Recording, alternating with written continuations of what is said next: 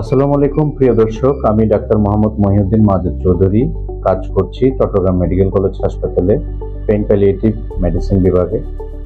দর্শক, আজকে আপনাদেরকে বলবো একটি মুখমণ্ডলের ব্যথা নিয়ে।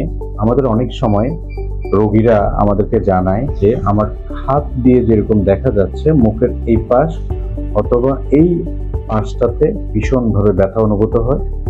অনেক সময় দিনে 10 বার 15 বারের উপরে সেই ব্যথাটি আজকে অনেকক্ষণ থাকছে, কোনো সময় একটু কমছে, আবার বেড়ে যাচ্ছে। নানা রকম বিভিন্ন স্টিমুলাস দেওয়ার পরে সেই ব্যথাটি বাড়ছে। আপনারা অনেক সময় এটা দীর্ঘদিন ধরে ভোগেন এবং বিভিন্ন রকম ওষুধপত্র খাচ্ছেন। অনেক সময় দেখা যায় কি সেটার জন্য আবার একটু অপারেশনও করা হয়।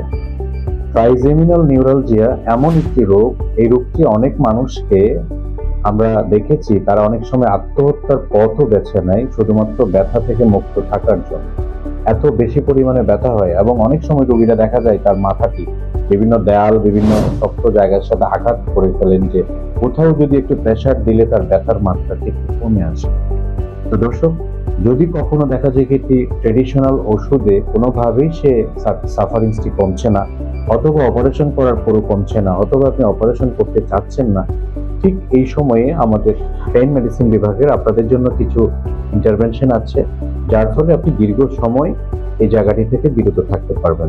আমাদের অনেক ধরনের ইন্টারভেনশন আছে, কোনোটা 6 মাস, কোনোটা 1 বছর, কোনোটা 2 বছর, কোনোটা তার চেয়েও বেশি, কোনোটা একটু ঝুঁকি কম, কোনোটা একটু বেশি ঝুঁকিপূর্ণ।